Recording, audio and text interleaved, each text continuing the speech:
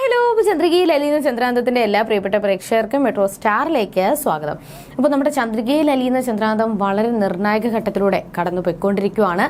ഏത് നിമിഷം വേണമെങ്കിലും ഗാഥയുടെ ജന്മരഹസ്യം പുറത്താകാനുള്ള എല്ലാ സാധ്യതകളും കൂടുതലാണ്. കാരണം എങ്ങനെയെങ്കിലും ആ ഒരു രഹസ്യങ്ങൾ മറച്ചു വെച്ചുകൊണ്ട് ഗാഥ അവിടെ നിർത്താൻ വേണ്ടി ശ്രമിച്ചാലും മോഹിനിയും പിങ്കിയും കൂടി ഏതെങ്കിലുമൊക്കെ വഴി കൂടി അവരെ തകർക്കാൻ വേണ്ടി ശ്രമിക്കുന്നുണ്ട്. എന്നാൽ ഇന്നത്തെ എപ്പിസോഡിൽ വളരെ സംഘർഷവും എല്ലാം നിറഞ്ഞ ഒരു എപ്പിസോഡാണ്. അതുമാത്രമല്ല, പിങ്കിയുടെയും മോഹിനിയുടെയും കൂടെ ഗാഥയെ തകർക്കാൻ വേണ്ടിയിട്ട് മറ്റൊരു പുതിയ അതിഥിയും കൂടി ഇന്ന് നമ്മുടെ ചന്ദ്രികയിൽ അലിയുന്ന ചന്ദ്രാന്തത്തിൽ ഇന്ത്യവരം തറവാട്ടിലോട്ട് എത്തുവാണ്. അപ്പോൾ ആ അതിഥിയുടെ വരവോടുകൂടി ഇനി എന്തൊക്കെയായിരിക്കും സംഭവിക്കാൻ പോകുന്നത് എന്ന് നമുക്ക് നോക്കാം. അതിനു മുൻപ് ആദ്യമായിട്ടാണ് ഈ ചാനൽ കാണുന്നതെങ്കിൽ തീർച്ചയായിട്ടും സബ്സ്ക്രൈബ് ചെയ്യുക. അപ്പോൾ ഞങ്ങളിടുന്ന പുതിയ സീരിയൽ റിവ്യൂ വീഡിയോസ് എല്ലാം നിങ്ങൾക്ക് ലഭിക്കുന്നതായിരിക്കും. അപ്പോൾ നമ്മുടെ ലക്ഷ്മി ആണെങ്കിൽ ആ വീട്ടിൽ എല്ലാ ചെടികൾക്കും വെള്ളം ഒഴിച്ചുകൊണ്ടിരിക്കുന്ന സമയത്താണ് നമ്മൾ പറഞ്ഞ പുതിയ അതിഥി കയറി വരുന്നത്. അതിഥിയുടെ പേര് ഹേമന്ത് എന്നാണ്.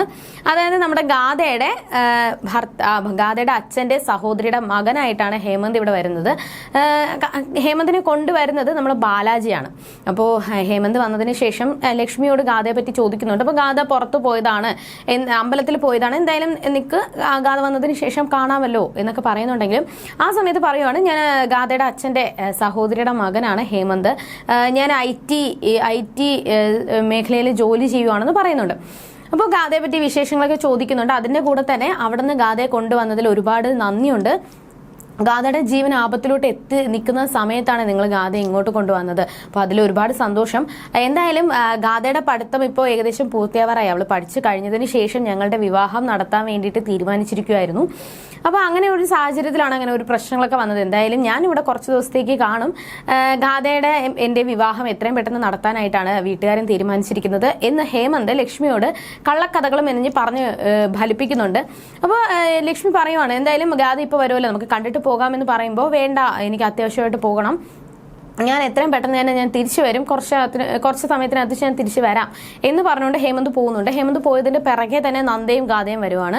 അപ്പോൾ നന്ദയോടും ഗാഥയോടും ഹേമന്ത് വന്നതും പിന്നെ അവരെ പറ്റിയുള്ള വിശേഷങ്ങളൊക്കെ ലക്ഷ്മി പറയുന്നുണ്ട്. അപ്പോൾ ഹേമന്ത് എന്ന് കേട്ടപ്പോൾ ഗാഥയ്ക്കും നന്ദയ്ക്കും ഒരുപാട് ടെൻഷനായിപ്പോയി. കാരണം ഇങ്ങനെ ഒരു ക്യാരക്ടർ തന്നെ നമ്മൾ പുതിയതായിട്ട് ഉണ്ടാക്കിയതാണ്. അതിൻ്റെ കൂടെ ഇതും കൂടി ആവുമ്പോഴത്തേക്കും എന്തായിരിക്കും സംഭവിക്കുന്നതെന്ന് ആലോചിച്ച് ഭയങ്കര ടെൻഷനിലാണ്.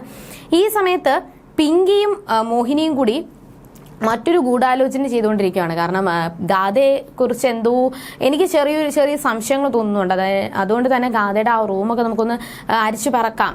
എന്തായാലും മിഥുൻ കൊണ്ടുവന്ന ആ ഒരു പെട്ടിക്കകത്ത് എന്തെങ്കിലും ഒരു ക്ലൂ കാണും എന്ന് വിചാരിച്ചുകൊണ്ട് തന്നെ ആ ഒരു പെട്ടി ഫുള്ളുള്ള ബുക്കൊക്കെ ഇങ്ങനെ പറക്കി നോക്കുന്ന സമയത്താണ് നന്ദയും ഗാഥയും വന്നു എന്നുള്ള സത്യം പവിത്ര വന്ന് പറയുന്നത്. അപ്പോൾ ഉടനെ തന്നെ അവരതെല്ലാം തിരിച്ച് എടുത്ത് വെക്കുന്ന സമയത്ത് അതിൽ നിന്നൊരു ബുക്ക് തറയെ വീഴുകയും അതിനകത്ത് മഹേശ്വരന്റെയും ഗാഥയുടെയും ഒരുമിച്ചുള്ള ഫോട്ടോ ഉണ്ടായിരുന്നു. പക്ഷെ ഇത് മോഹിനിയോ പിങ്കിയോ ശ്രദ്ധിച്ചില്ല. അവരതിനുശേഷം പുറത്തോട്ട് ഇറങ്ങുവാണ്. മഹേശ്വരൻ ഗാഥയും നന്ദയും കാണാതെ അവർ ഇത്രയും നേരം എവിടെ പോയി, അമ്പലത്തിൽ പോയിട്ട് ഇത്രയും നേരമായിട്ട് വരാൻ സമയമായില്ലേ എന്നൊക്കെ പറഞ്ഞുകൊണ്ടിരിക്കുന്ന സമയത്താണ് അവർ വരുന്നത്. അപ്പോൾ അവർ വന്ന ഉടനെ തന്നെ ഹേമന്തിനെ പറ്റിയുള്ള വിശേഷങ്ങളൊക്കെ മഹേശ്വരനോട് പറയുന്നുണ്ട്. അപ്പോൾ മഹേശ്വരനും ഭയങ്കര ഷോക്കായിപ്പോയി.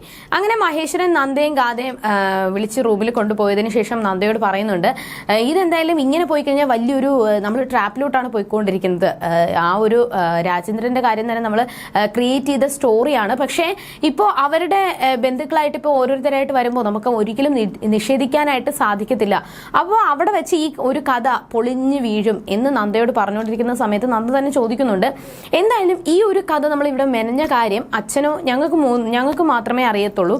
പിന്നെ ഇതാരാണ് ലീക്കായത്, ഇത് ആരുടെ ഭാഗത്തു നിന്നാണ് ഇങ്ങനൊരു സംഭവം ഉണ്ടായത്, ഈ ഹേമന്ത് എന്ന കഥാപാത്രത്തെ ആരാണ് ഇങ്ങോട്ട് കൊണ്ടുവന്നത് എന്നൊക്കെ ആലോചിച്ചുകൊണ്ടിരിക്കുന്ന സമയത്താണ് മഹേശ്വരൻ പറയുന്നത് ഇത് പിങ്കി ആയിരിക്കും. കാരണം എങ്ങനെയെങ്കിലും നമ്മളെ പൂട്ടാൻ വേണ്ടിയിട്ട് പിങ്കി നോക്കുന്നത് കൊണ്ട് അവളായിരിക്കും എന്ന് മഹേശ്വരൻ ഉറപ്പിച്ച് പറയുന്നു. എന്നാൽ നന്ദ പറയുന്നുണ്ട്, പിങ്കി ഒരിക്കലും ആയിരിക്കത്തില്ല. ഇത്രയും പെട്ടെന്ന് ഇങ്ങനൊരാളെ, അതും കൂടിയ ഒരാളാണ്, ഇങ്ങനെ ഒരാളെ കൊണ്ടുവരാനായിട്ട് പിങ്കിക്ക് ഒരിക്കലും സാധിക്കത്തില്ല, ഇത് പിങ്കിയല്ല എന്ന് പറഞ്ഞുകൊണ്ടിരിക്കുന്ന സമയത്താണ് ബാലാജിയുടെ കോള് മഹേശ്വരന് വരുന്നത്. അപ്പോൾ സംസാരിച്ചപ്പോൾ ബാലാജിയാണ് ഇതിന്റെ പിന്നിലെന്ന് മനസ്സിലായി. പക്ഷേ ബാലാജി ആണെന്ന് നന്ദയോടൊന്നും പറയാതെ ബാലാജിയെ കാണാൻ വേണ്ടിയിട്ട് മഹേശ്വരൻ ഇറങ്ങി പുറപ്പെട്ടിട്ടുണ്ട്. അങ്ങനെ ബാലാജിയെ വന്ന് കണ്ടു. എന്നാൽ ബാലാജി തൻ്റെ സ്വന്തം മകളാണ് ഗാഥ എന്നുള്ള സത്യങ്ങളൊക്കെ ബാലാജി മഹേശ്വരനോട് പറയുകയും ഗാഥ എനിക്ക് വിട്ടുതരണം, ഗാഥ ഉള്ളിടത്തോളം കാലം എനിക്ക് ഒരു രക്ഷയില്ല. ആ ഒരു കേസിൽ അവള് ആ ഒരു സാക്ഷി പറയുമ്പോൾ സാക്ഷി പറഞ്ഞു കഴിഞ്ഞാൽ എൻ്റെ ജീവിതം കോഞ്ഞാട്ടയാകും. അതുകൊണ്ട് എന്തായാലും ഞാൻ അത് സമ്മതിക്കത്തില്ല. ഗാഥ എനിക്ക് തിരിച്ചു വേണം. ഹേമന്തിന്റെ കൂടെ ഗാഥയെ പറഞ്ഞു വിട്ടോളൂ, നിങ്ങൾ സന്തോഷത്തോടെ ജീവിച്ചോളൂ. ഇല്ലെന്നുണ്ടെങ്കിൽ ഈ ഒരു ചീട്ടുകൊട്ടാരം പോലെയുള്ള നിങ്ങളെ ഈ വീടും ബന്ധുക്കളെ എല്ലാവരെയും ഞാൻ തകർത്തെറിയും. ഞാൻ ഈ ഒരു സത്യങ്ങൾ എല്ലാവരെയും അറിയിച്ച് നിങ്ങളുടെ ഭാവി ജീവിതവും ആ ഒരു ഗാംഭീര്യം എല്ലാം ഞാൻ തകർത്തെറിയുമെന്ന് ബാലാജി ഭീഷണിപ്പെടുത്തുന്നുണ്ട്. അപ്പോൾ അവസാനം ഒരുപാട് സംഘർഷവും തർക്കങ്ങളൊക്കെ അവർക്കിടയിൽ സംഭവിക്കുന്നുണ്ട്. അങ്ങനെ അവസാനം ബാലാജിയോട് തൊഴുതു പറഞ്ഞിട്ട് മഹേശ്വരൻ പറയുന്നുണ്ട്, ഒരിക്കലും ഗാഥ കോടതിയിലോട്ട് വരത്തൂല്ല, ഈ സത്യങ്ങൾ മറ്റുള്ള ഈ ഒരു സാക്ഷി പറയത്തൂല്ല, അതിന് ഞാൻ ഉറപ്പ് തരുന്നു, ഗാഥയെ വെറുതെ വിട്ടേക്ക് എന്ന് പറയുന്നുണ്ടെങ്കിൽ ബാലാജി അതൊന്നും കേൾക്കാൻ വേണ്ടി തയ്യാറാവുന്നില്ല. ഗാഥ എന്ന് പറയുമ്പോൾ നല്ല ധൈര്യമുള്ള പെൺകുട്ടിയാണ്. അവൾ എന്തൊക്കെ സംഭവിച്ചാലും അവൾ ജീവിച്ചിരിപ്പുണ്ടെങ്കിൽ ഉറപ്പായിട്ടും സാക്ഷി പറയാൻ വന്നിരിക്കും. അതുപോലെ തന്നെ നിങ്ങളുടെ മരുമകളായിട്ടുള്ള നന്ദ അവളെ കൊണ്ടുവന്നിരിക്കും. അതുകൊണ്ട് ഞാൻ എന്തായാലും ഇത് റിസ്ക് എടുക്കത്തില്ല. എങ്ങനെയെങ്കിലും ഗാഥയെ പുറത്താക്കി എൻ്റെ അടുത്ത് വന്നേ പറ്റത്തുള്ളൂ, ഇല്ലെങ്കിൽ ഞാൻ ഇതെല്ലാം പൊളിച്ചെറിയും എന്ന് ഭയങ്കര ഭീഷണിപ്പെടുത്തിക്കൊണ്ട് മഹേശ്വരനെ നിർത്തിയിരിക്കുകയാണ്. ഇനി എന്ത് ചെയ്യാൻ സാധിക്കുമെന്ന് ആലോചിച്ച് മഹേശ്വരൻ ഭയങ്കര സങ്കടത്തിൽ നിൽക്കുന്നുണ്ട്. അവിടെ വെച്ചാണ് ഇന്നത്തെ കഥ അവസാനിക്കുന്നത്. അപ്പോൾ ഇനി എന്തൊക്കെയായിരിക്കും സംഭവിക്കാൻ പോകുന്നത്? എന്തായാലും ഗാഥയെക്കുറിച്ചുള്ള സത്യങ്ങൾ അറിഞ്ഞു കഴിഞ്ഞാൽ മഹേശ്വരന്റെ ചീട്ടുകൊട്ടാരം പോലെയുള്ള ഇന്ദിവരം തറവാട് തകർന്നടിയും. അങ്ങനെ വരുമോ? അതായത് ബാലാജി ഈ ഒരു സത്യങ്ങളെല്ലാം മറ്റുള്ളവരെ അറിയിക്കുമോ? അതോ ഇനി സത്യങ്ങൾ അറിയിക്കാതിരിക്കാൻ വേണ്ടിയിട്ട് ഗാഥയെ ഹേമന്തിൽ നിന്നും രക്ഷിക്കാനായിട്ടും ഈ ഒരു പ്രശ്നത്തിൽ നിന്നും രക്ഷിക്കാനായിട്ട് നന്ദയ്ക്ക് സാധിക്കുമോ? പ്രേക്ഷകർക്ക് എന്താണ് തോന്നുന്നത്? തീർച്ചയായിട്ടും കമന്റ് ചെയ്യുക. ഇനി എന്തൊക്കെ സംഭവിക്കുമെന്ന് നമുക്ക് വരുന്ന ആളുകളിൽ കണ്ടറിയാതെ. ബൈ.